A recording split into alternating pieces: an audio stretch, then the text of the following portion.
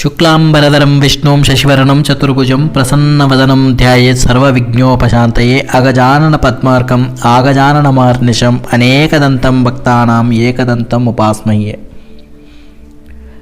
ఇక్కడ మనము 3 గుణములలో సత్వగుణము అనేది చాలా గొప్పదైనదని మనం తెలుసుకున్నాము. సత్వగుణము మంచిది అని అంటున్నాము కదా, అది మంచిదే, కానీ దానిని కూడా విడిచిపెట్టిన తర్వాతనే మనకు మోక్షం లభిస్తుంది. అంటే సత్వగుణాన్ని కూడా వదిలిపెట్టిన తర్వాత ఈ గుణాలకు అతీతంగా ఉండాలి, అప్పుడే మనకు మోక్షం అనేది లభిస్తుంది. దాన్నే గుణాతీత స్థితి అంటారు. దీన్నే నిర్గుణ స్థితి అని కూడా అంటారు. అందుకే మనం చెప్పుకున్నాము మొదట, పరమాత్మ నిర్గుణుడు, నిరాకారుడు, గుణాతీతుడు అని. మనం ఈ నిర్గుణ స్థితికి చేరుకుంటే కానీ ఆ పరమాత్మని మనం పొందలేము.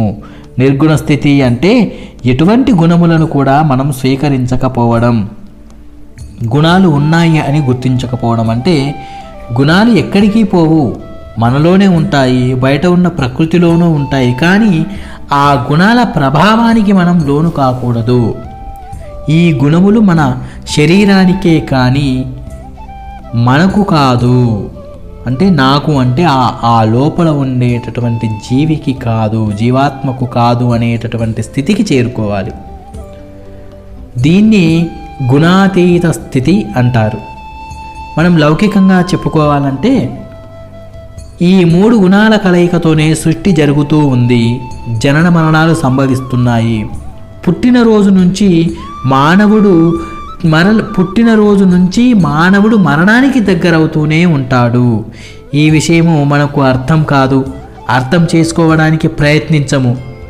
పుట్టినవాడు గిట్టక తప్పదు అని తెలిసి కూడా మనము పుట్టినరోజు పండగలు చేసుకుంటాము. పుట్టినరోజు అంటే పుట్టినప్పటి నుంచి కూడా మనం మరణానికి ప్రతిరోజు దగ్గరవుతున్నాము అనేటటువంటి సత్యాన్ని ఎవరూ జీర్ణించుకోలేరు. శరీరం పెరుగుతూ ఉంటుంది, పుట్టినరోజు నుంచి ఈ శరీరం పెరుగుతూ ఉంటుంది. ప్రతిదినము మనమే మరణానికి దగ్గరవుతూ ఉన్నాము, అంతేకాని మరణం మన దగ్గరికి రాదు. చాలామంది అంటుంటారు, మరణం వస్తే బాగుండు ఈ బాధలు భరించే కంటే అని. మరణం ఎప్పుడు మన దగ్గరికి రాదండి, మనమే ఆ మరణం దగ్గరికి వెళ్తాము అంటే మనకు తెలియకుండానే మనము ప్రతిరోజు ఆ మరణానికి దగ్గరికి వెళ్ళిపోతూ ఉన్నాము. ఇంకా తెల్ల వెంట్రుక కనబడగానే ఒక రకమైనటువంటి ఆందోళన, అయ్యో ఇప్పుడే తెల్ల వెంట్రుకలు వచ్చేస్తున్నాయి, ముసలితనం అయిపోయిందేమో అనేటటువంటి భయం. అందుకే మనం ఏం చేస్తాము, రంగు వేసి దాన్ని దాచిపెడతాము. 40 ఏళ్ళు దాటగానే అద్దాలు వస్తాయి, కళ్ళు సరిగా కనిపించగా. అద్దాలు పెట్టుకుంటే నేను పెద్దవాళ్ళ కనిపిస్తున్నాను అని చెప్పేసి కాంటాక్ట్ లెన్స్ పెట్టుకుంటాము. అంటే ఈ వయస్సును దాచడానికి మనం రకరకాలైనటువంటి ప్రయత్నాలు చేస్తాము. దానివలన దుష్పరిణామాలు సంభవించి చివరకు జరిగేది మరణం. చస్తానేమో అనేటటువంటి దుఃఖం, నేను చచ్చిపోతే వీళ్ళంతా ఏమైపోతారో అనేటటువంటి ఒక బాధ, ఇవన్నీ దుఃఖానికి కారణాలు. అసలు ఈ శరీరమే లేకుంటే ఈ దుఃఖాలు మనకెందుకుంటాయి? శరీరం లేకపోవడం ఏమిటి అంటే, ఈ జనన మరణ చక్రం నుంచి విడిపోయిన తర్వాత పుట్టుక ఉండదు, చావు ఉండదు, కాబట్టి ఈ శరీరమే ఉండదు. అప్పుడు ముసలితనము, చావు, ఈ బాధలు ఏమీ ఉండవు. అంటే పుట్టుక లేకపోవడం అంటే ఈ గుణాలన్నీ లేకపోవడమే. కాబట్టి అందరూ కూడా ఈ గుణాతీత స్థితికి చేరుకోవాలి. ఈ గుణాతీత స్థితికి చేరుకోవడానికి ప్రయత్నం చేయాలి. అంటే అది ఒక్కసారిగా రమ్మంటే వచ్చేది కాదు. ముందుగా తామసము నుంచి రాజసములోనికి, రాజసములో నుంచి సత్వానికి వెళ్ళాలి. ఆ సత్వములో సత్వగుణము నుంచి గుణాతీత స్థితికి రావాలి. అప్పుడు మాత్రమే మనకు మోక్షం లభించడానికి మార్గం సులభమవుతుంది. మానవులలో సత్వగుణం వలన ఒక రకమైనటువంటి తేజస్సు, సుఖము, శాంతి కలుగుతుంది. అలాగే రజోగుణము వలన ఒక పని చెయ్యాలి అనేటటువంటి ఉత్సాహం పెరుగుతుంది, ఉద్వేగం కలుగుతుంది. అలాగే తమో గుణం వలన మోహము, లోభత్వము కలుగుతాయి. మానవుడు ఎవరైనా కానీ, ఎంతటి మానవుడైనా సరే ఈ 3 గుణాలు అతనికి ఉండవలసిందే. ఎందుకంటే ఎంతటి జ్ఞానైనా, ఎంతటి గుణాతీతుడైనా, ఎంతటి స్థితప్రజ్ఞుడైనా ఎవరైనా కానీ ఆహారాన్ని సంపాదించుకోవాలి, నిద్రపోవాలి, విశ్రాంతి తీసుకోవాలి. అందుకనే ప్రతి మానవుడిలో ఈ 3 గుణాలు అనేవి ఉంటాయి. కాకపోతే ఈ గుణాతీతుడిలో ఏమవుతుంది అంటే సత్వగుణం అనేది 90% సత్వగుణం ఉండి ఈ రజోగుణము, తమోగుణములు 5% ఉంటాయి. అంటే అతడు తినేటటువంటి ఆహారాన్ని ధర్మబద్ధంగా సంపాదించుకుంటాడు. విశ్రాంతి, నిద్ర ఇవన్నీ పరిమితంగా ఉంటాయి. ఏది అతిగా అనేటటువంటిది ఉండదు. ఇంకా గుణాతీతుడైన వాడు అన్ని గుణములు తనలో ఉన్నప్పటికీ వాటిని కానీ, వాటి వలన కలిగేటటువంటి బంధనములు కానీ వేటిని ద్వేషింపడు, వాటి నుంచి దూరంగా వెళ్ళాలని కోరుకోడు. అలాగని వాటికి దగ్గరవ్వాలని కూడా కోరుకోడు, తటస్థంగా ఉంటాడు. ఉదాహరణకు ఒక ఆయన పూజ గదిలో కూర్చొని ధ్యానం చేస్తున్నప్పుడు వాళ్ళ ఇంట్లో ఉన్న 3 ఏళ్ల పసివాడు ఒక గరిటె తీసుకొని పళ్ళెం మీద కొడుతూ ఆడుకుంటున్నాడు అనుకోండి. ఈయన ధ్యానం డిస్టర్బ్ అవుతుంది. వెంటనే లేచి వెళ్ళి వాడిని 2 బాదుతాడు. వాడు కేర్మని ఏడుస్తాడు. ఇంట్లో అందరూ వచ్చి పసివాడిని కొట్టినందుకు ఆయన్ని తిడతారు. ఆ రోజుకు ఆయన ధ్యానం సమాప్తమైపోతుంది. అలా కాకుండా ఆ ధ్యానం చేసుకుంటున్నటువంటి వ్యక్తి ఆ పసివాడు చేసే చప్పులను పట్టించుకోకుండా తన ధ్యానం మీద మనస్సును కేంద్రీకరిస్తే కాసేపైనా ఆ తరువాత ఆ పసివాడు ఎంతసేపు చప్పుళ్ళు చేసినా ఆయనకు వినపడవు. దీనినే నద్వేష్టి అంటారు. అంటే దేనిని కూడా మనం ద్వేషించకూడదు. అటువంటి వాడు తనకు కలిగేటటువంటి ప్రతి ఆటంకాన్ని ఆ యొక్క భగవంతుని ప్రసాదంగా స్వీకరిస్తాడు. అన్నింటినీ ప్రశాంతంగా అంగీకరిస్తాడు. క్రమక్రమంగా తనలో ఉన్నటువంటి గుణాలను ఒక్కొక్కటి వదిలిపెడతాడు. ఆ గుణాలు తనలో లేకపోతే వాటిని కావాలని తెచ్చిపెట్టుకోడు, నిర్లిప్తంగా ఉంటాడు. ఇవన్నీ ఆ గుణాతీతుని యొక్క లక్షణం. ఈ గుణాతీతుడు బయటి ప్రపంచంలో తిరిగేటప్పుడు కూడా బయట కనిపించేటటువంటి వస్తువుల యొక్క వ్యామోహంలోనికి లోను కాడు. ఇవన్నీ తాత్కాలికమని తన పని తాను చేసుకుపోతూ ఉంటాడు. సుఖం వచ్చినా దుఃఖం వచ్చినా ఈ రెండింటికి అతిగా స్పందించడు.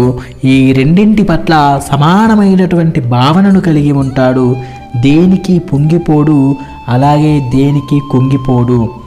అటువంటి వాడి యొక్క మనస్సు, బుద్ధి నిర్మలంగా ఉంటుంది.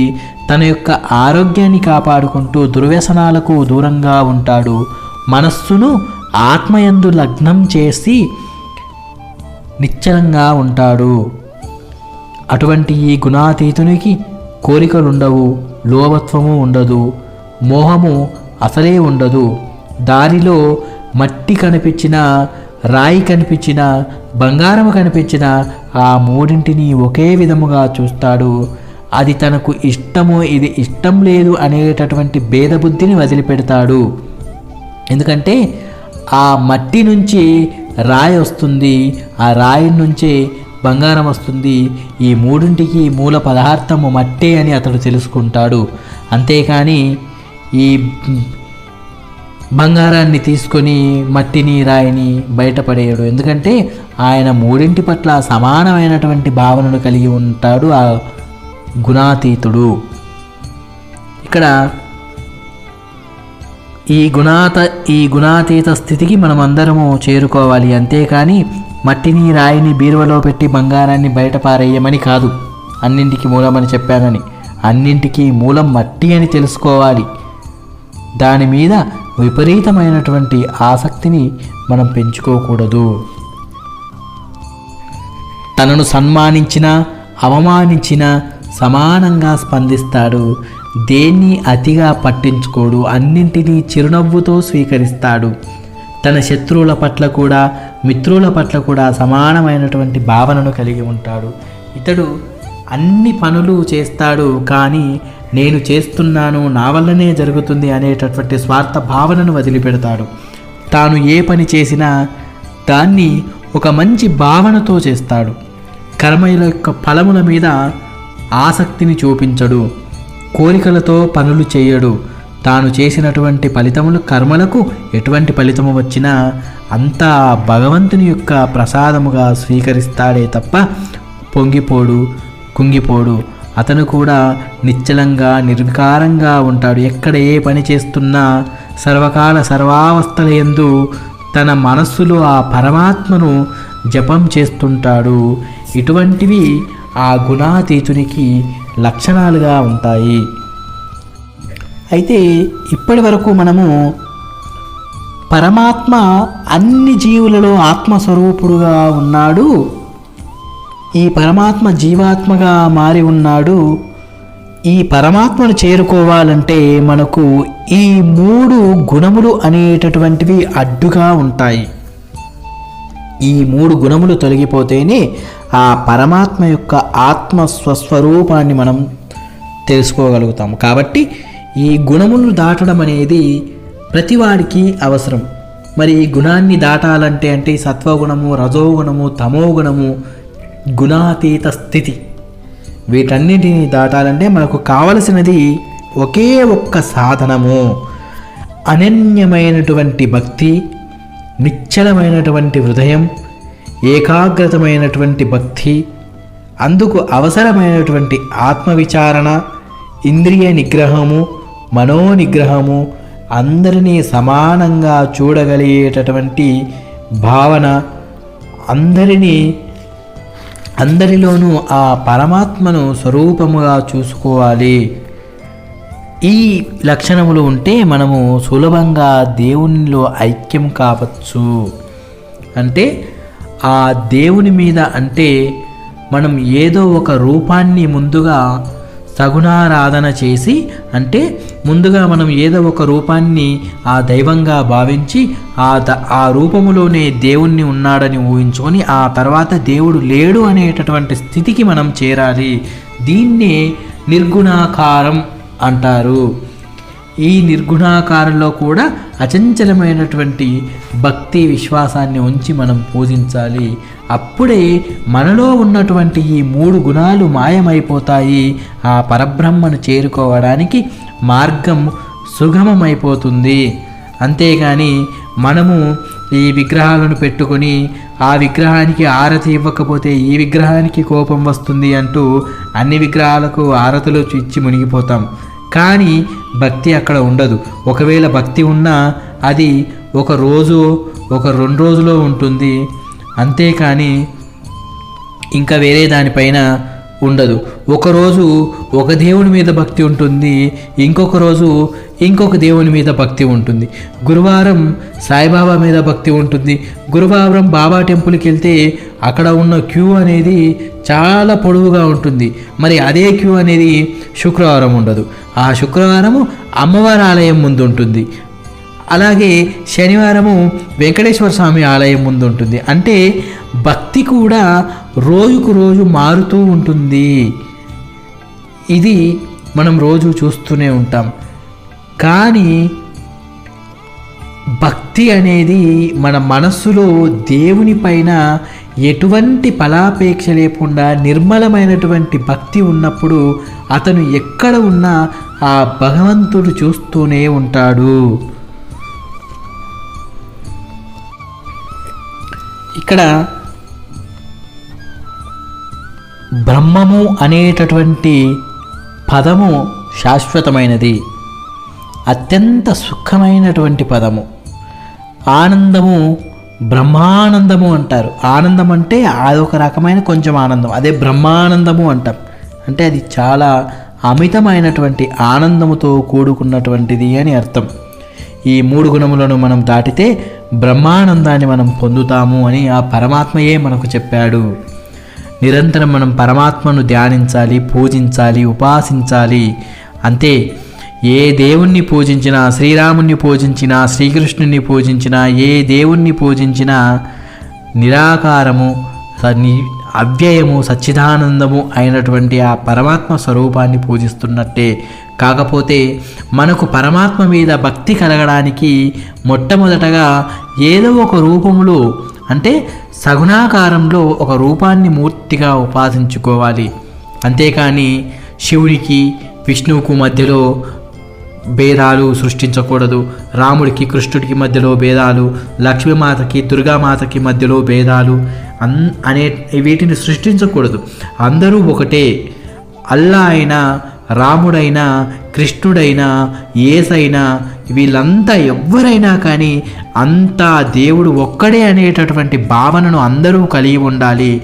ఈ నదులన్నీ సముద్రంలో కలిసిపోయినట్టు సముద్రంలో ఉన్న నీరు, అలలలో ఉన్న నీరు ఒకటే అయినట్టు మనం ఏ దేవతను ఏ రూపంలో పూజించినా ఆ పూజలన్నీ ఆ పరమాత్మకే చెందుతాయి. దీన్నే అనన్యమైనటువంటి భక్తి అంటారు. ఏ విధమైనటువంటి భక్తితో చివరకు మనం పరమాత్మను చేరుకోవచ్చు.